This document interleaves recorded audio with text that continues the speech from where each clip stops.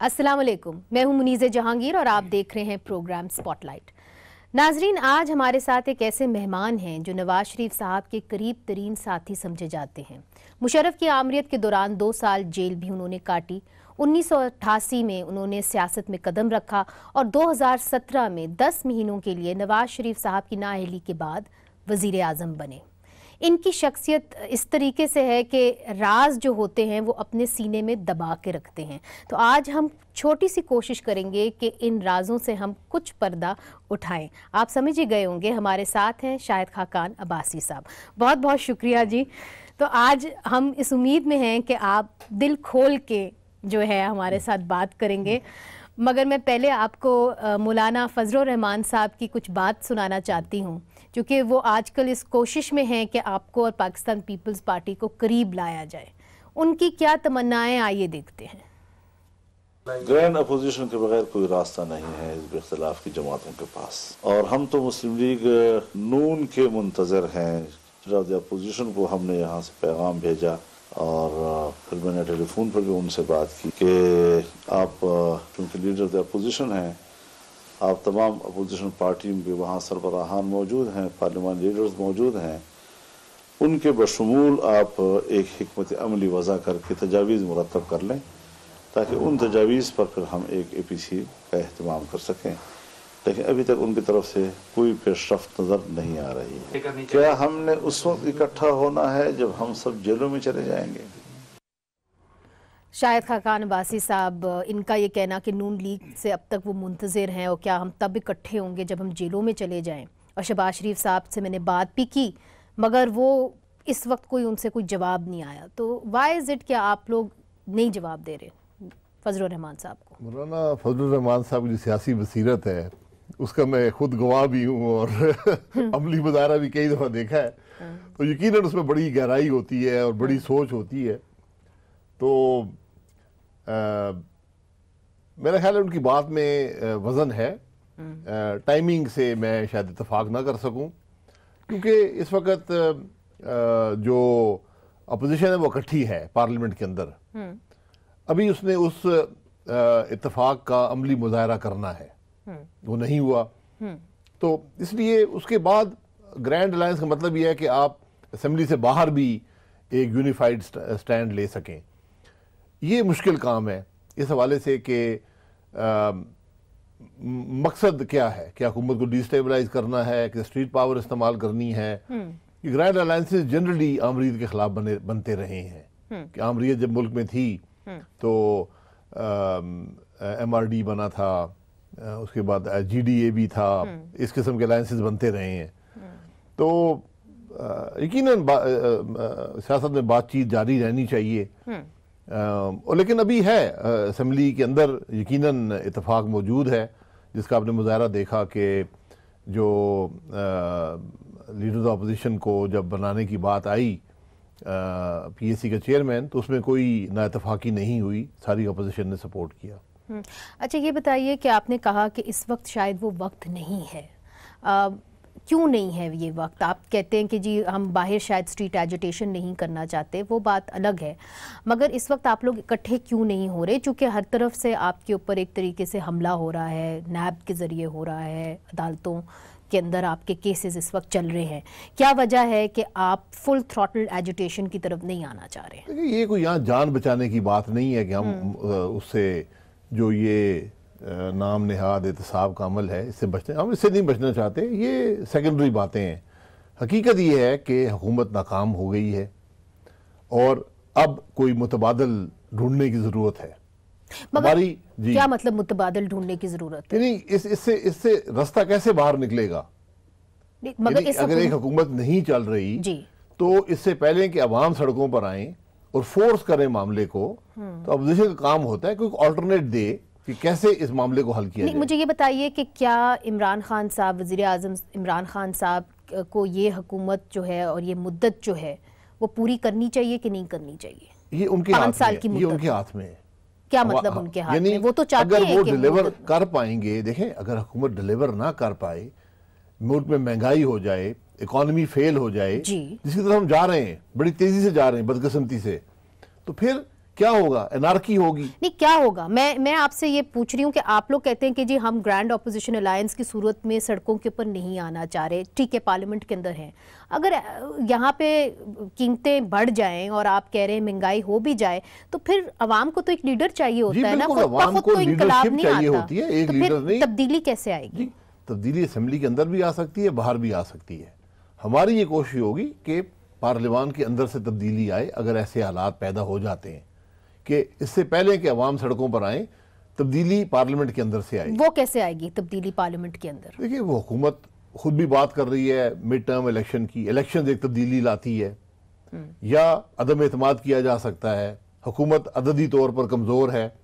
मुझे इस बात का इतराफ़ है कि जो हमारा कॉन्स्टिट्यूशनल मैकेनिज्म है अदम एतमाद का, वो तकरीबन एक नामुमकिन मैकेनिज्म है, क्योंकि जिस तरह वो स्ट्रक्चर्ड है उसके अंदर जो मेजॉरिटी है वो अपोजिशन ने दिखानी होती है। तो फिजिकल अगर आपको प्रोटेक्शन ना हो मेंबरान को, तो 2-4 मेंबर हुकूमत उठा लेगी पुलिस से या जिस तरह भी, तो मामला ख़त्म हो जाता है। मैंने एक में हिस्सा लिया हुआ है एक अदम एतमाद में, तो मैं इसका तजर्बा है मुझे। और शायद इस असेंबली में 2-3 लोग होंगे जो उस अदम एतमाद का हिस्सा थे, तो हम जानते हैं कि अदम एतमाद की क्या मुश्किलात हैं। तो अगर आप जानते हैं कि उसकी क्या मुश्किलात हैं और आप ये भी कह रहे हैं कि इन हाउस चेंज आना चाहिए, मिड टर्म इलेक्शन को एक तरीके से आपने रूल आउट भी किया है, तो फिर इन हाउस चेंज कैसे आएगा? क्योंकि इस वक्त जो नंबर गेम है वो तो इनके पास है, सेनेट में नहीं है मगर नेशनल असेंबली में तो है जी। लेकिन जब हुकूमत फेल, वो नंबर गेम अददी जो है वो बड़ी कमज़ोर मामला है, वो इतना बड़ा मामला नहीं है। और हमेशा हुकूमत में लोग जो हैं वो डिसकंटेंटेड रहते हैं, नाराज़ रहते हैं, वो एक अलग मसला है। लेकिन इससे पहले कि सड़कों से चेंज आए, बेहतर है कि पार्लियामान के अंदर से चेंज आए। और उसका बेहतरीन रास्ता ये होता है कि हुकूमत ही इलेक्शन तरफ जाती है। वो कहते ठीक है, हमसे मामला नहीं चल रहा, हम फिर अवाम के पास जाते हैं, उनको फैसले का मौका देते हैं। तो आप ये तवक्को कर रहे हैं कि खुद पाकिस्तान तहरीक इंसाफ की हुकूमत ये कहेगी कि क्योंकि हालात ऐसे नहीं है तो हम फिर मिड टर्म इलेक्शंस की तरफ जा रहे हैं जी? वो खुद ऐलान करें, वो खुद भी कर सकते हैं, ये बेहतर रास्ता होता है। आमतौर पर हुकूमतें नहीं करती, वो हरदर्मी का मुजाहरा करती हैं, फिर सड़क से आवाज़ आती है और उससे फिर ये तब्दीली आती है। माफ़ करिएगा, आपका बहुत तजर्बा है सियासत के अंदर, मगर मैं भी कुछ सियासत की एक तालिब इल्म हूँ। पाकिस्तान के अंदर कब सड़कों के अंदर ऊपर से आवाज़ आई है? उनको जो लीड किया है वो तो सियासतदानों ने किया है ना। सियासतदान रिलक्टेंट बैठे हुए हैं, आधे जेल में हैं, आधे रिलक्टेंट हैं, मिलने को वो तैयार नहीं है, तो कहाँ से आएगी तब्दीली? नहीं, मैं ये नहीं कह रहा कि सड़कों से लोग खुद चल पड़ेंगे। एक आवाज़ आती है कि भाई महंगाई हम बर्दाश्त नहीं कर सकते, वो तो ऑलरेडी आ रही है। तो उस वक्त अपोजिशन लीडरशिप प्रोवाइड करती है, जो लोग भी हो। 77 में हुआ था, सबसे मशहूर बात है। उससे पहले अयूब खान के ज़माने में हुआ, उसके बाद भी तहरीकें चली हैं। तो ये आवाज़ जो है, देखिए, हुकूमत डिस्टेबलाइज करना, ये चीज़ें मुमकिन होती हैं, लेकिन मैं नहीं समझता ये मुल्क के मुफाद में है। लेकिन अगर हुकूमत डिलीवर ना कर रही हो तो फिर अपोजिशन का काम है कि हर मैकेनिज्म वो इस्तेमाल करे और उस हुकूमत से अवाम की जान छुड़ाए।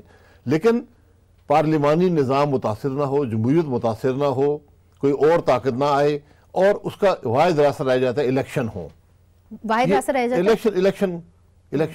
इलेक्शन जो है मिड टर्म, वो सिर्फ और सिर्फ हुकूमत करवा सकती है। तो हुकूमत को उस मजबूरी पैदा करनी पड़ती है उनके लिए। मैं समझती हूँ कि जो आप सिनेरियो पेंट करें शायद वो ना हो पाए, उसकी कुछ वजूहात हैं। क्योंकि आपके जो लीडर हैं नवाज शरीफ साहब, वो जेल में हैं, शहबाज शरीफ साहब इस वक्त जेल के अंदर हैं, आप खुद जो हैं, आपके ऊपर भी नैब ने जो तफ्तीश है वो खोल दी है। तो आपके जितने भी तमाम लीडर हैं, ख्वाजा साद रफ़ीक साहब और भी बेशतर लीडर, वो जेल में, और जो बोलते थे परवेज़ रशीद साहब, वो आज भी खामोश हैं, मरियम नवाज साहिबा वो भी खामोश हैं। तो अवाम को तो लीडरशिप चाहिए, आपकी लीडरशिप कहाँ है? देखिए, लीडरशिप जमातें ही मुहैया करती हैं, ये शख्सियात की बात नहीं है। इशू ओरिएंटेड ये इशू है। यानी अवाम में जब महंगाई आएगी, जब कारोबार नहीं होगा, नौकरियां नहीं होंगी, जिस तरह हम जा रहे हैं, जो नज़र आता है, तो फिर तकलीफ अवाम को होती है।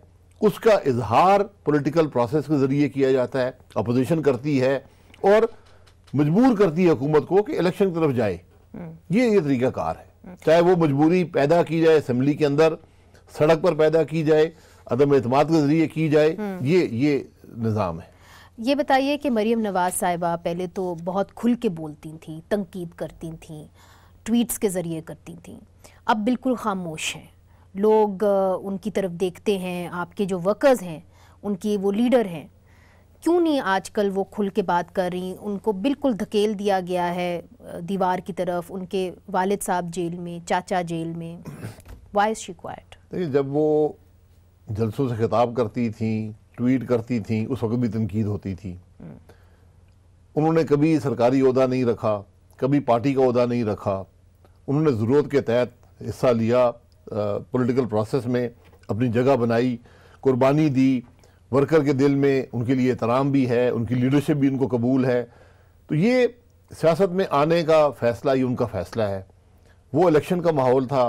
आज 85 मेंबर की अपोजिशन कौमी असम्बली में PMLN की मौजूद है, तो वो उस पैगाम को आगे बढ़ाती है।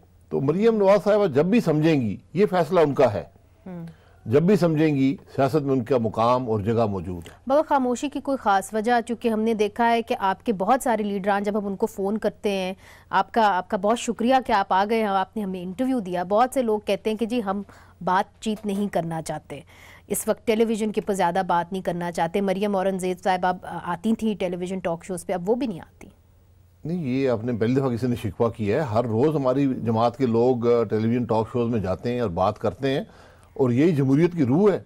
अगर कोई ऐसा ख़तरा है किसी को, मुझसे किसी ने आज तक इजहार नहीं किया, और अगर ऐसा ख़तरा है तो ये यकीनी तौर पर बड़ी तशवीशनाक बात है कि अगर आज अपोजिशन की आवाज़ को दबाया जा रहा है। अच्छा शाहिद साहब, दूसरी तरफ मियां नवाज शरीफ साहब को आप मिले तो नहीं हैं रिसेंटली, मगर आपकी उन तक आपकी बात भी जाती होगी, आप बातचीत भी करते होंगे किसी तरीके से। मुझे ये बताइए कि मियां साहब का एक नारा था, वोट को इज्जत दो। अब नून लीग उस नारे के ऊपर कहाँ खड़ी है? चूँकि आप पार्लियामेंट के अंदर आ गए हैं, और जो रिगिंग की एक कमीशन बनी थी, कमेटी बनी थी, मेरा ख्याल है उसके अंदर ज़्यादा कोई पेशरफ नहीं हुई। तो नून लीग उसके ऊपर कहाँ खड़ी है? देखिए, नून लीग जो पार्लियामेंट में आई है वो भी इसी नारे की वजह से आई है। हम नहीं चाहते कि मुल्क में ऐसे हालात पैदा हों कि फिर अमरीत आए। हम पे बड़ा दबाव था कि इलेक्शन रिग्ड हैं, इलेक्शन मुतनाज़ा हैं, इलेक्शन ट्रांसपेरेंट नहीं है, आप असम्बली का हिस्सा ना बने। ये बहुत से लोगों की राय जब पहली 2 मीटिंग्स हुई उसमें थी, लेकिन हमने ये मुनासिब समझा कि जमहूरियत के लिए और मुल्क में इस अमल को आगे बढ़ाने के लिए हम शामिल हुए, और वही वोट को इज्जत दो का मामला है। आपने दूसरी दफ़ा कहा कि हम नहीं चाहते थे कि आमरीत इस मुल्क के अंदर दोबारा आए। बहुत सारे ये लोग कहते हैं अब तो ये मुमकिन ही नहीं है, यहाँ पे कोई मिलिट्री टेक ओवर पाकिस्तान में हो ही नहीं सकता, they are ruling it out. मगर जिस सियासतदान से बात करें तो वो ये कहते हैं कि जी, और ख़ास तौर पे अपोजिशन से, कि जी हम आगे आके डिस्टेबलाइज नहीं करना चाहते, चूँकि हम नहीं चाहते कि थर्ड फोर्स आए। What gives you the indication कि थर्ड फोर्स बैठी है आने की? देखिए, बैठी नहीं है, हम नहीं समझते कि आएगी, और अल्लाह ना करे कि आए। खदशा क्यों? लेकिन खदशा इसलिए कि हमारे मुल्क में एक तारीख मौजूद है। 3 टेक ओवर्स हुए हैं, लंबे अरसे के टेक ओवर्स हुए हैं, और तीनों ने मुल्क को बेपनाह नुकसान पहुंचाया है। तो इसलिए हमें गार्ड करना चाहिए कि ऐसे हालात पैदा ना हो कि फिर अमरीत मुल्क में आए। ये सियासतदानों की जिम्मेदारी है। और आप ये बताइए कि बहुत सी बातें ये भी होती हैं कि जी कौमी हुकूमत जो है वो आ सकती है इलेक्शन के बगैर। जब आप इन हाउस चेंज की बात करते हैं तो बहुत सारे लोग ये भी कहते हैं, do you see a possibility of that happening? देखिए, कौमी हुकूमतें थियोरेटिकली कागज़ पे बड़ी अच्छी लगती हैं, लेकिन ये इस तरह हुकूमत चलना मुमकिन नहीं है।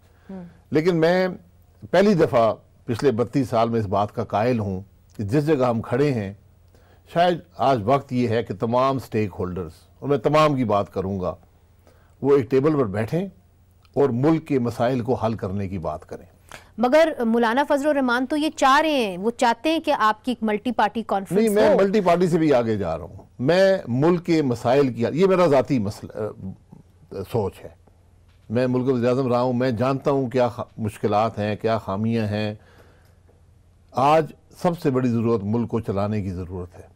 मसाइल हैं, मुश्किल हालात हैं, तो इसमें ज़रूरत इस बात की है कि जो आज माहौल पैदा हो गया, तमाम स्टेक होल्डर्स, मैं गवर्नमेंट, अपोजिशन, फौज, इंटेलिजेंस के इदारे, जुडिशरी, नैब, मीडिया, ये सब एक टेबल पर बैठें और ये फैसला करें कि मुल्क ने आगे कैसे चलना है।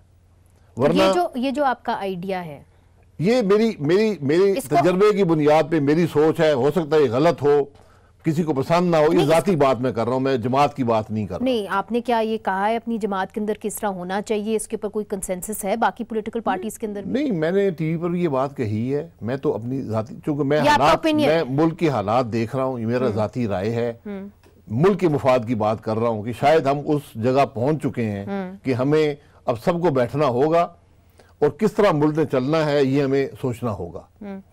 शाहिद साहब, दूसरी तरफ नैब ने आपके खिलाफ जो तफ्तीश खोली है उसके अंदर LNG के ऊपर भी खोली है, आपकी इन्वॉल्वमेंट, इरेगुलरिटीज़ की बात की है, import of liquefied natural gas, और दूसरी तरफ ये भी कहा है कि एक अपॉइंटमेंट थी वो गलत थी नईमुद्दीन की, जो सदर बने बैंक ऑफ पंजाब के। क्या उम्मीद है आपको नैब से इंसाफ की? देखिए, पता नहीं, बैंक, मुझसे किसी ने राब्ता नहीं किया, बैंक ऑफ पंजाब से मेरा कोई ताल्लुक नहीं है। अपॉइंटमेंट्स की बात की गई कि गलत तकर्री की गई है। नहीं, बैंक ऑफ पंजाब की तकर्री मैं तो नहीं करता, पंजाब हुकूमत करती है। नईमुद्दीन साहब को मैं जानता भी नहीं हूँ। तो बात यह है, मैं इन्हीं चीज़ों की बात कर रहा हूँ कि आज जब आप इस किस्म की बातें शुरू कर दें कि आपने कोई तकर्री की, मिनिस्टर कभी खुद तकर्री नहीं करता, एक प्रोसेस होता है, उसके बाद फाइल आती है, वो भी साइन करता है। तो अगर कोई ये कहे कि मैंने कोई बंदा अपॉइंट किया है, मैं जिम्मेदारी सारी कबूल करता हूँ, मैं जिम्मेदारी से हटने वाला आदमी नहीं हूँ। मिनिस्टर के साइन जरूर होते हैं, एक प्रोसेस को फॉलो किया जाता है। अगर आपने उस प्रोसेस को क्वेश्चन करना है तो ये ऑडिट पैरा बनता है, ये नैब का काम नहीं है। ऑडिट पैरा आए इस पे, इसको PAC डिबेट कर ले, वो भेजना चाहे तो भेज दें नैब को, लेकिन ये खुद ही उठा लेना कि ये गलती गलत हुआ है। सैकड़ों तकर्रियाँ होती हैं, हेड्स ऑफ कॉरपोरेशन लगते हैं, अगर वो नहीं लगेंगे तो फिर मामला कैसे चलेगा। यहाँ कंपनियां हैं जो, जैसे PSO है, पाकिस्तान की सबसे बड़ी कंपनी है, 12 से 15 खरब रुपए का कारोबार करती है। अब कोई ये आदमी कहे जी वहां की तनख्वाह 2 लाख रुपया होनी चाहिए उस कंपनी की, फिर मामला तो नहीं बनता ना। आपने मार्केट में कम्पीट करती है वो कंपनी, गवर्नमेंट की उसमें मेजॉरिटी ओनरशिप नहीं है, तो हम इन मामलात में इंटरफियर इस तरह नहीं कर सकते। LNG के ऊपर उन्होंने इरेगुलरिटीज की बात की है, जी, are you ready to face? जी बिल्कुल, मैं हाजिर हूँ, मुझे बता दे कौन सी इरेगुलर, मुझे कोई राब्ता तो कर लेना। सैकड़ों लोगों को बुलाकर नैब पूछ चुकी है कि हमें कोई बात शाहिद अब्बासी के खिलाफ बताएं, तो शाहिद अब्बासी से पूछ लें कि मैंने क्या, कौन सी खराबी की है, कौन सी गलती की है। एक और इल्जाम भी आपके ऊपर लगाया गवर्नमेंट ने, और उन्होंने ये कहा कि जी इसाक डार साहब को आपने मुल्क से बाहर भेजा।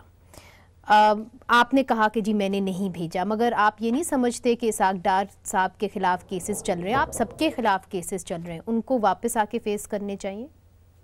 देखें, पहली बात तो ये है कि इस हुकूमत का वजीर इत्तलात, PM का स्पोक्स पर्सन, 2 अशखास ने मेरा नाम लेकर कहा कि इन्होंने इसाक डार को गवर्नमेंट के जहाज में मुल्क से बाहर भेजा। इसको अगर ये सच साबित हो तो मुझ पर मुकदमा बनाया जाए और गिरफ्तार किया जाए। ये आप कह चुके और अगर ये झूठ है तो फिर इस हुकूमत की हकीकत आपके सामने आ चुकी है कि जो इतनी छोटी हरकतों से भी गुरेज नहीं करते। मगर तो मैं सिर्फ इनसे ये चाहूंगा, तो कुछ और मैं पूछ लेता हूँ, मेरा सवाल सिर्फ ये, जवाब सिर्फ ये है कि मैं सिर्फ इनसे माजरत का तलबगार हूं, जो इतना बड़ा झूठ बोल सकते हैं वज़ीर आज़म के खिलाफ। मैं ये नहीं कहूंगा कि जुल्फी बुखारी जो ECL पर था उसको वज़ीर आज़म खुद जहाज में बिठा कर ले गए, फिर मुझ पे भी केस बनाए, उन पे भी केस बनाए। इसाक डार साहब मुल्क से बाहर हैं, जब यहाँ से गए मुल्क के फाइनेंस मिनिस्टर थे, अपने खर्चे पर जहाज पर गए, इलाज करवा रहे हैं, वापस आएंगे, अपने वक्त पर आएंगे। आज तक ये पता नहीं आना है, चाहिए। मैं उसका जवाब दे देता हूँ, बिल्कुल आना चाहिए, लेकिन इलाज करवा कर और इल्ज़ाम उन पे लगाया जाए। और जो माहौल यहाँ पैदा हो चुका है उसमें अगर मैं भी उनकी जगह हूं, मैं वापस नहीं आऊंगा, क्योंकि जिस माहौल में इंसाफ मुतवक्को ना हो वहां पर आना मैं नहीं समझता अक्लमंदी की बात है। ठीक, इसलिए मैं कह रहा हूं कि सबसे पहले इंसाफ का माहौल पैदा करें। आपने शख्स को पहले ही मुजरम करार दे दिया, उस पर हर किस्म की बातें कर दी कि ये है फलाना है। आज तक वो ये नहीं बता सका कि इसहाक डार पर क्या चार्ज है। ठीक, तो इधर हमने एक छोटा सा वक्फा लेना है नाजरीन। अभी बहुत सारी बातें बाकी हैं, फॉरेन पॉलिसी के ऊपर भी बात करनी है, मईशत के ऊपर भी बात करनी है, ये सब कुछ हम बात करेंगे साबिक वज़ीर आज़म शाहिद खाकान अब्बासी साहब के साथ ब्रेक के बाद। वेलकम बैक नाजरीन, हमारे साथ हैं साबिक वज़ीर आज़म शाहिद खाकान अब्बासी साहब। शाहिद साहब, जरदारी साहब ने कुछ दिन पहले आपने इंसाफ की निज़ाम की बात की, तो जरदारी साहब ने भी कुछ कहा था, ये आपको सुना देते हैं। ये इस्लामाबाद में बैठे हुए बहरे, गूंगे, अंधे लोगों के लिए मैं आपसे खिताब होते हुए उनसे खिताब करता हूँ। तो जिसका, और अक्सर मैंने ये कहा है, जिसका टेन्योर, जिसकी नौकरी 3 साल की हो, उसको मेरी कौम के फैसले करने का क्या हक पहुँचता है? ये हक सिर्फ पार्लियामेंट, ये और किसी को हक नहीं है कि कभी कहाँ पहुंच जाते हैं, कभी कहाँ पहुंच जाते हैं कि ये नहीं सही है, वो नहीं सही है। भाई आपका वास्ता क्या है? 9 लाख केस फंसे हुए हैं पूरे जुडिशल सिस्टम में, आप वो काम तो करें। और आपकी लाइफ नहीं है, आपका फ्यूचर कुछ नहीं है, आप कैसे अपने फ्यूचर में इन चीज़ों को डालेंगे? तो मैंने पहले भी कहा है, आज भी कह रहा हूं कि जिसकी जो कॉन्स्टिट्यूशनल पोजीशन है, कॉन्स्टिट्यूशनल जो है वो सबसे बड़ा। शाहिद साहब, इत्तेफाक करते हैं आप जरदारी साहब की बात से? जी, जरदारी साहब वही बात कर रहे हैं जो नवाज शरीफ साहब कहते थे। मैंने अभी आपके सामने जो बात की वो यही की है कि अगर हम सब स्टेक होल्डर्स बनना चाहते हैं, फिर बैठ के फैसला कर लें क्या फैसला कि मुल्क कैसे चलेगा। नहीं तो वो ये मुमकिन नहीं है कि जिम्मेदारी मेरी हो, इख्तियार किसी के पास हो। लेट्स से कि आप लोग बैठ जाएं और आप फैसला करने बैठें कि मुल्क कैसे चलेगा, तो सियासतदान, आप चूंकि वज़ीर आज़म रह चुके हैं, उस टेबल के ऊपर आप सियासतदानों के लिए क्या मांगेंगे जो आपके पास फिलहाल नहीं है? सियासतदानों यही मांगेंगे कि मुल्क आइन के मुताबिक चला लें, अगर नहीं चलाना चाहते फिर आइन को बदल लें। स्पेसिफिकली मुझे बताएं कि जब आप वज़ीर आज़म रहे हैं, वो कौन से ऐसे इदारे थे या कौन से ऐसे लेट्स से सेक्टर्स थे जो आपके कंट्रोल के बाहर थे? एक माहौल होता है मुल्क चलाने का, जिस माहौल में कोई ब्यूरोक्रेट काम करने के लिए इसलिए तैयार नहीं है कि उसको नैब से प्रोटेक्शन कौन देगा, उसको अदालतों में बेइज्जती से कौन बचाएगा, ब्यूरोक्रेट फैसले नहीं करता। मैं एक एग्जांपल आपको देता हूं, तो फिर मैं काम कैसे करूंगा? मगर मेरी पॉलिसी ये कहती है कि जी आप ये कह के आप अपने लिए एनआरओ मांग रहे हैं, हम तो एहतसाब के नारे के ऊपर आए थे और हम एहतसाब करेंगे। पीटीआई करे ना एहतसाब। पीटीआई आज तक इमरान खान, उसके वजीर, एक बात का जवाब नहीं दे सके कि नैब उनके इख्तियार में है या नहीं है। वो एनआरओ की बातें करते हैं। एक वजीर है, वो कहते हैं मुझसे 8 आदमी ने एनआरओ मांगा। यार, उसको एनआरओ का मतलब पता है एनआरओ क्या होता है? एनआरओ सिर्फ एक आमिर दे सकता है जो कहता है कि तुमने गलती की, मैं तुम्हें माफ करता हूं। ये इख्तियार मुल्क के वज़ीर आज़म के पास नहीं होता। वो किसी को माफ नहीं कर सकता। मगर मुझे ये बताइए कि इस मुल्क के वज़ीर आज़म हैं, उनके इख्तियार में क्या क्या नहीं होता?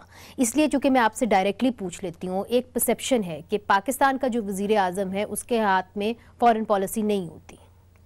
देखिए, ये परसेप्शन शायद दुरुस्त हो, शायद ना हो। आप तो वज़ीर आज़म रह चुके हैं। मैंने हमेशा कहा है कि 32 साल हम अमरीत में हमने गुजारे हैं, उसमें कुछ ऐसी प्रैक्टिसेस आ गई हैं, जमहूरियत को मौका नहीं मिला कि वो अपने मामलात को चला सके, तो उन प्रैक्टिसेस को वक्त के साथ दूर किया जाता है।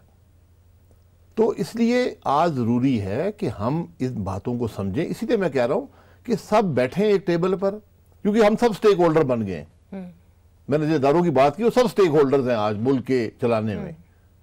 तो बैठकर फैसला कर लें कि मुल्क कैसे चलाया जाएगा। अगर नैब ने चलाना है फिर नैब चलाए, अदालतों ने चलाना अदालत चला ले। मगर ये बात है सारी। मगर कुछ ये बताइए, अगर हम वापस जाएं, जब आपने बात की कि जी इन हाउस चेंज आ सकता है, हुकूमत में तब्दीली आ सकती है, मुझे याद है कि जब आप वज़ीर आज़म थे, आप बलूचिस्तान गए और आपके अपने ही कुछ एमपीज़ थे जिन्होंने आपसे मिलने से इनकार कर दिया। तो अगर वो आज के वज़ीर आज़म से मिलने से इनकार कर दें, और ये बातें भी हो रही हैं कि बलूचिस्तान से तब्दीली आ सकती है, तो आप क्या देखते हैं? देखिए, मुझसे कुछ एमपीएस नहीं, सारे एमपीएस ने मिलने से इनकार कर दिया था सिवाय 4 के। तो इसलिए, और वो मिल नहीं रहे थे कहाँ पे मौजूद है, और माजरत भी साथ साथ कर रहे थे। बहरहाल ये वो बातें हैं जो तारीख का हिस्सा बन गई हैं, इनसे हम सब सबक हासिल कर लें। Can history repeat itself? History Pakistan में अल्हम्दुलिल्लाह रिपीट करती रहती है अपने आप को, कोई नई बात नहीं मगर है। आज तो आप उनको इमरान खान साहब को लाडला कह रहे हैं कि वो लाडला है। आप कहते हैं ना, लाडले ऑपोजिशन किसके कहती लाडले है। हैं? देखिए, लाडले की बात नहीं है, बात है जमहूरियत की। जमहूरियत को चलने दें, उस पर फैसला कर लें हुकूमत कैसे चलेगी, क्योंकि जमहूरियत उस वक्त चलेगी जब हुकूमत चलेगी, जब आवाम के मसाइल हल होंगे। जब अवाम तंग आ गए, जमहूरियत से भी तंग आ गए, तो फिर कौन सा निज़ाम चलेगा? हर निज़ाम तो हमने मुल्क में अपना लिया है। नहीं, मगर लोग ये पूछते हैं कि जब ऑपोजिशन कहती है इमरान खान साहब को लाडला, तो वो किसका लाडला है? हमने नहीं लाडला कहा, हमने ये कहा है कि इलेक्शन मुतनाज़ा हैं, इलेक्शन के मामला देख लें। हर आदमी शिकायत कर रहा है कि इलेक्शन मुनसिफाना नहीं थे, इलेक्शन शफाफ नहीं थे, इलेक्शन मुतनाज़ा है। तो मैं, उसकी कमेटी बनी हुई है, वही फैसले कर लें। वैसे आपके लीडर मियां नवाज शरीफ साहब ने उनको लाडला कहा था। कहा, मुझे याद नहीं, कहा होगा, ठीक बात है, लाडले हैं तो फिर लाडले ही होंगे। अच्छा, मेरे लाडले नहीं। अच्छा चलें आपके अच्छा, मगर शायद साहब दूसरी तरफ ये देखिए कि आप जो मर्जी कहें, मगर कम से कम आज जो सिविलियन हुकूमत है और गैर अस्करी जो एक तरीके से क़यादत है, वो कम से कम एक पेज के ऊपर तो है। हमेशा एक पेज पर रही है। नहीं, आपके टाइम में कैसे कोई मसला नहीं था, एक पेज पर होते हैं। लेकिन अगर एक पेज पे होते तो फिर वोट को इज्जत दो का नारा क्यों आप लगाते? वोट को इज्जत इसलिए दो कि इलेक्शन मुनसिफाना हो, इलेक्शन गैर मुतनाज़ा हो, रिजल्ट इलेक्शन में जो आदमी वोट डालता है उसके मुताबिक आए, वो नहीं आया माजरत से। अब हम उसके बावजूद इस प्रोसेस में शामिल हो गए, वो पीछे रह गया। एक कमेटी है, वो इसको एग्जामिन कर ले, अपनी सिफारिशात दे दे, ताकि अगला इलेक्शन जो है वो सही हो। क्योंकि अगर इलेक्शन मुतनाज़ा होंगे फिर मुल्क में जमहूरियत नहीं चलेगी। देखिए, आपने तो इलेक्शन की तरफ बात को मोड़ दिया, मगर उस वक्त मियां नवाज शरीफ साहब का जो मौक़िफ़ था, उस मौक़िफ़ के ऊपर वो डटे हुए थे। ये नहीं किसी को मालूम कि आज वो उस मौक़िफ़ के ऊपर डटे हुए हैं कि नहीं डटे हुए हैं। कौन सा मौक़िफ़ है? कौन से मौक़िफ़ की बात? उन्होंने कहा था सिविलियन बालादस्ती की बात की थी। आइन क्या कहता है? नवाज शरीफ साहब ने ये कहा कि मुल्क आइन और कानून के मुताबिक चले, बस। यही बात जरदारी साहब भी कह रहे हैं, यही बात फजल रहमान भी कह रहे हैं, यही बात इमरान खान भी कह रहे हैं। अगर वो ये नहीं कहते तो कह दें कि नहीं, मुल्क आइन के मुताबिक नहीं चलना चाहिए, कह दें। मैं भी ये बात कहता हूँ, आप भी ये बात कहती हैं। मगर शायद साहब दूसरी तरफ हमने देखा है कि आपने जो, आप सारे सियासतदानों ने मिल के 18वीं तरमीम पास की थी। बहुत सारे ऐसे ज़ीरक सियासतदान हैं, जिस तरह हासिल बजिंजो साहब हैं, पाकिस्तान पीपल्स पार्टी तो बहुत बार कह चुकी है कि जी 18वीं तरमीम को ख़तरा है। अब एक हस्पतालों के हवाले से केस 18वीं तरमीम के हवाले से सुप्रीम कोर्ट में भी लगा हुआ है। आप लोग ये बार बार क्यों कहते हैं 18वीं तरमीम को ख़तरा है, जबकि आप सबकी मेजॉरिटी है और बहुत से लोग ये कहते हैं कि अब बड़ा मुश्किल हो गया उसको रोल बैक करना? ये तो फिर नॉन इशू हुआ ना, फिर क्यों उसको हम डिबेट कर रहे हैं? नहीं, देन मैं तो आपसे ये पूछ रही हूँ कि आपकी अपनी पार्टी के देखिए, ये एक तासुर दिया जा रहा है अखबारात में चंद हफ्तों से कि सुप्रीम कोर्ट जो है वो स्ट्राइक डाउन कर देगा 18th अमेंडमेंट को। मैं बड़ी सीधी बात करूंगा, और ये बहुत बड़ी, अगर ऐसे होता है, मैं नहीं समझता कि ये होगा या इसकी गुंजाइश मौजूद है, लेकिन अगर ये होता है ये बहुत खतरनाक होगा मुल्क के लिए। यकीनन ये बहुत 18th अमेंडमेंट जो है वो बुनियादी तौर पर अजाफी इख्तियारात सूबों को दिए गए थे। मुझे मालूम है, मगर आपको ये खदशा क्यों है? जी, आपको ये खदशा क्यों है? नहीं, मैंने तो उसकी इजहार कभी नहीं किया, क्योंकि ये ऐसी बात जो नहीं होनी चाहिए। और फिर मैं ये कहूँगा कि अगर कोई इशू है 18th अमेंडमेंट से, तो ये तमाम सियासी जमातें बैठकर कंसेंसस से इस मामले को तय कर सकती हैं।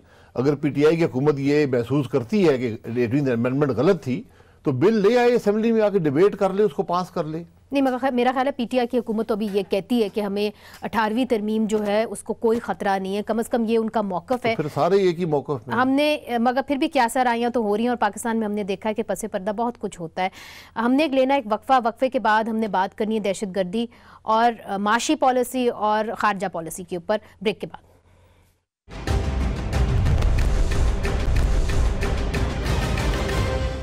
वेलकम बैक नाजरीन। शाहिद साहब, मौलाना फजल रहमान साहब ने यह भी कहा था कि कुछ मूव्स ऐसे हो रहे हैं कि इजराइल को रिकग्नाइज किया जाए। एक रियासत की तौर पे, आप वजीर आजम रह चुके हैं, कभी कोई ऐसी बात हुई या पाकिस्तान के अंदर कोई कंसेंसस बिल्ड हो रहा है सियासतदानों के अंदर कि जी इजराइल को रिकग्नाइज किया जाए? नहीं, ऐसा कोई इशू कभी डिस्कस नहीं हुआ और ना ही ये मुमकिन है। ये ऐसा मसला है जो मैं समझता हूँ पाकिस्तान की अवाम की राय के बगैर ये नामुमकिन है। तो राय होनी चाहिए जी, इस पर हकीकतन आपको रेफरेंडम कराना पड़ेगा और कोई रास्ता नहीं है। अगर हमने कोई ऐसी मूव करनी है, ये कोई हुकूमत नहीं कर सकती, इस पे अवाम का बड़ा सख्त रिएक्शन होगा और फजल रहमान साहब को उसको नॉलेज है तो वो शेयर कर दें, लेकिन ये मामला किसी रेफरेंडम के बगैर मुमकिन नहीं है, क्योंकि हमारे पासपोर्ट पे लिखा हुआ है जी जी दुनिया के हर मुल्क में जा सकते हैं। जिन मुल्कों के मामलात थे, जिनकी जंगें हुई हैं, वो आज सारे इजराइल को रिकग्नाइज करते हैं, लेकिन हमारा पब्लिक सेंटिमेंट इसके खिलाफ है। ठीक। अच्छा, दूसरी तरफ मिलिट्री कोर्ट्स के ऊपर भी मैं बात करना चाहूँगी, चूँकि आपकी हुकूमत ने उनको कायम किया था, अब उनका सनडाउन क्लॉज था, अब वो लैप्स हो गया है, अब फिर से एक समरी गई है कि मिलिट्री कोर्ट्स को फिर से बहाल किया जाए। दहशतगर्दी की जंग काफ़ी हद तक काबू में आ गई है, क्या ज़रूरत है मिलिट्री कोर्ट्स की अब? देखिए, ये पहले भी एक दफ़ा एक्सटेंशन हुई थी, अगर मुझे सही याद जी हो। बिल्कुल हुई थी, और शायद वो पार्लियामेंट में लाई गई थी और वहीं से उस पर डिबेट हुई थी, उसके बाद एक्सटेंशन हुई थी। तो आज भी ये ज़रूरत है, अगर ये ज़रूरत समझी जाती है, क्योंकि नेक्टा भी है, मिनिस्ट्री ऑफ इंटीरियर भी है, मिलिट्री के इदारे भी हैं, वो इस पर फैसला कर लें, अगर ज़रूरत है तो इसको एक्सटेंड कर दिया जाए। इसके इफ़ेक्ट्स पॉजिटिव हुए हैं। अच्छा, तो आप समझते हैं, पर्सनली आप क्या समझते हैं, इसको एक्सटेंड किया जाए? मुझे इल्म नहीं है कि इस वक्त क्या हालात हैं या किस किस्म के मसाइल हैं, तो वो आकर बयान कर दिए जाए असेंबली के अंदर। जो इंटीरियर मिनिस्टर है कॉन्फिडेंस में ले असेंबली को कि हमें ज़रूरत है, तो कोई उसमें हर्ज नहीं है। शायद साहब, बलूचिस्तान के अंदर हमने देखा कि फिर दहशतगर्दी के वाक़यात होने शुरू हो गए हैं। बार बार पाकिस्तान कहता रहा कि जी यहाँ पे हिंदुस्तान की जो है इन्वॉल्वमेंट है। क्या वजह है कि हम इंटरनेशनल दुनिया को कन्विंस नहीं कर पाए? एक कुलभूषण यादव हमारे पास है, मगर वो कहते हैं कि जी डॉसियर्स नहीं देता पाकिस्तान, मुस्बत सबूत नहीं देता पाकिस्तान। देखिए, इसमें कोई शक नहीं है कि पाकिस्तान में जो टेररिज्म हुई है, और इस वक्त जो क्रॉस बॉर्डर टेररिज्म है, वो सारी की सारी अफगानिस्तान से क्रॉस करके पाकिस्तान पे हमले किए जाते हैं। जो मौलाना साहब पे डिप्टी लीडर सेनेट जो थे, जो उन पे हमला हुआ खुजदार में, वो भी क्रॉस बॉर्डर टेररिज्म था।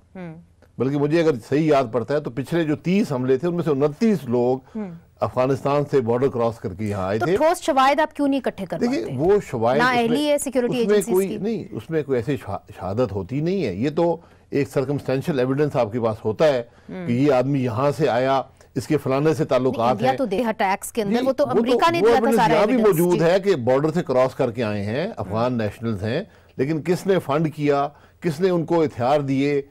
इंडिया के जो काउंसलेट्स बने हुए हैं हर जगह पे, कुछ कमर्शियल हैं, कुछ डिप्लोमेटिक हैं, उनकी कौन सी जरूरत है?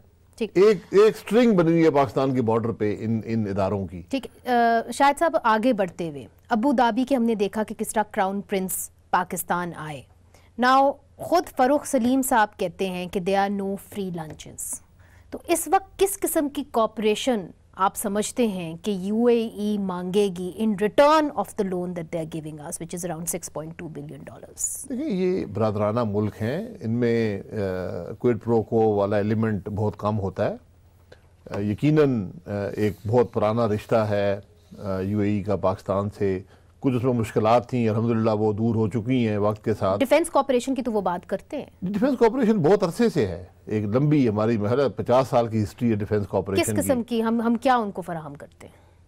नहीं, हर किस्म की सर्विसेज प्रोवाइड करते रहे हैं। एक ज़माने में मुझे याद है कि जो यूएई के एयरफोर्स के चीफ होते थे वो पाकिस्तान से जाया करते थे। अब उन्होंने अपनी कैपेसिटी बिल्ड कर ली है, तो हर किस्म की कॉपरेशन रही है। पाकिस्तान की जो मुसल्लह अफवाज हैं वो दुनिया की बेहतरीन मुसल्लह अफवाज में से मानी जाती हैं, तो यकीनन उनसे इस्तेफादा हासिल करते हैं हमारे तमाम दोस्त। सऊदी अरब भी करता है, यूएई भी करता है, तो कतर भी करता है। लोन के बदले में आप समझते हैं कि वो ज्यादा पाकिस्तान से कोई तवक्को नहीं रखेंगे? देखिए, पाकिस्तान से ये कहना कि कोई तवक्को रखना जो गैर जमहूरी हो या गैर पार्लिमानी हो या किसी तीसरे मुल्क के बारे में हो, ये बड़ी खाम ख्याली है। ये छोटी बातें, इनका कोई हकीकत में वजूद नहीं होता। हर मुल्कों के ताल्लुकात होते हैं, वो एक दूसरे की मदद मुश्किल वक्त में करते हैं। तो हम यूएई के मशकूर हैं कि उन्होंने ये मदद की। वेल, अमेरिका ने भी हमारी मदद की थी, मगर अब हमने देखा है कि अमेरिका जो अपने आधे ट्रूप्स हैं, कोई 7,000 लगभग, अफगानिस्तान से निकाल रहा है। अगर वो निकाल लेते हैं और पाकिस्तान के अंदर उसका क्या असर होगा? इसलिए चूंकि अगर वहाँ पे तालिबान हुकूमत में आ जाते हैं, चूँकि अब तो वो निगोशिएट उनको करने की कोई ख़ास इंसेंटिव नहीं होगा अगर वो ट्रूप्स अपने निकाल लेते हैं, तो आपका क्या ख्याल है कि पाकिस्तान के ऊपर क्या असर होगा? और मैं आपसे ये इसलिए भी सवाल कर रही हूँ कि पाकिस्तान से ये तवक्को की जाती है कि वो मुज़ाकराती मेज़ पे लेके आएंगे तालिबान को। देखिए, ये बातें मैं भी कई सालों से सुन रहा हूँ। हमने हमेशा कहा है कि अफगानिस्तान का हल अफगान आपस में बैठकर करें। अगर हम उसमें फैसिलिटेटर का रोल अदा कर सकते हैं, अमेरिका फैसिलिटेटर का रोल अदा कर सकता है, लेकिन जो लोग जंग में मुलव्वस हों वो फैसिलिटेट नहीं कर सकते। इसलिए अब अगर अमेरिका के ट्रूप्स जा रहे हैं तो ये शायद इलाके के लिए एक बेहतर इशू हो। तालिबान क्यों मुज़ाकरात करेंगे? नहीं, तालिबान मुज़ाकरात करेंगे क्योंकि वो झगड़ा तो इंटरनल है ना। उनका झगड़ा, अमेरिकन तो थोड़ी सी फौज वहाँ रह गई है, 15,000 हैं, और वो ज़्यादातर एयर सपोर्ट है। तो अब अफगान आपस में बैठें और इस मसले का हल करें। अगर अफगान हुकूमत जो है वो अमेरिकन 12-15,000 लोगों पे ही कायम है तो फिर शायद उनको वहाँ अवाम की राय हासिल नहीं है। मगर शाहिद साहब, आप भी अफगानिस्तान गए थे, मुझे याद है पिछले साल, तो वो हमारे से तवक्को ये रखते हैं कि हम तालिबान को कम से कम यहाँ पे पनाह ना दें और उनको हम मुज़ाकराती मेज़ के ऊपर लाएं। क्या हमारा वो असर रसूख तालिबान के ऊपर ख़त्म हो गया? हम उनको मुज़ाकराती मेज़ पे नहीं ला सकते, या हम वो क़ुव्वत नहीं रख सकते कि हम उनको यहाँ से बिल्कुल इनका सफाया कर दें? देखिए, हमने उनको हमेशा बताया कि यहाँ कोई तालिबान के हाइड आउट्स नहीं है, कोई उनके कैंप्स नहीं है। हमने उनको कहा कि आप कोई जगह बता दें जहाँ पर कंसंट्रेशन हो। एक पोरस बॉर्डर है, एक ज़माने में 50-60 हज़ार लोग उसको क्रॉस करते थे हर रोज़ उसमें, और जितने हमले माजी करीब में हुए हैं उनमें कोई भी पाकिस्तान से क्रॉस करके नहीं गया। तो पिछले शायद 2 साल में एक हमले के बारे में बताया गया था कि 3 आदमी यहाँ से क्रॉस करके गए। तो यहाँ कोई बेसिस नहीं है किसी के पाकिस्तान के अंदर जो जाके वहाँ हमलावर होते हैं। तो अबू धाबी के अंदर ये टॉक्स हो रहे हैं, तालिबान के साथ मुज़ाकरात का अमल जो है वो जारी था। अबू धाबी का क्या इन्फ्लुएंस हो सकता है तालिबान के ऊपर? देखिए, तालिबान की हमेशा से एक रिलेशनशिप यूएई से रही है, कतर से भी रही है, ओमान से भी रही है। वो ट्रेडिशनली ट्रैवल भी करते रहे हैं, उनके कारोबार भी वहाँ पर हैं। तो ये इन्फ्लुएंसेस सबके होते हैं, जो भी इस्तेमाल करके इलाके में अमन ला सके वो करना चाहिए। तो हम यूएई के मशकूर हैं कि वो इस अमन में रोल प्ले कर रहे हैं। शाहिद साहब, आखिरी सवाल मैं आपसे करूंगी, चूँकि आप टर्की भी गए थे, सदर अर्दोगान से भी मेरा ख्याल है आपकी शायद मुलाकात हुई हो। हमने देखा है कि सुप्रीम कोर्ट ने डायरेक्ट कर दिया मिनिस्ट्री ऑफ इंटीरियर को कि जो पाक टर्क स्कूल्स हैं जहां 11,000 स्टूडेंट्स पढ़ते हैं उनको आप टेररिज्म की लिस्ट के ऊपर डाल दें। और मुझे याद है कि पिछले साल जब आप वज़ीर आज़म थे तो तब यहाँ से पाक टर्क जो टीचर्स थे उनको ज़बरदस्ती रात के अंधेरे में एक फ़्लाइट के ऊपर डाला गया और फिर पाकिस्तान से निकाल दिया गया, हालांकि उनके एक कोर्ट ऑर्डर था कि उनको आप नहीं उठा सकते। तो ये क्या माजरा है और क्यों Pakistan is held bent on अपने आप कॉन्स्टिट्यूशन की बात करते हैं? तो अगर अपनी राइट्स की बात है तो फिर इनकी कोई राइट्स नहीं है, क्योंकि इनके पास तो UNHCR का परमिट था पाकिस्तान में रहने के लिए। देखिए, ये जो स्कूल्स थे ये उस नेटवर्क का हिस्सा थे जिसने टर्की में इतना बड़ा एक कू करने की कोशिश की, उस मुल्क को डिस्टेबलाइज करने की कोशिश की, प्रेसिडेंट को असैसिनेट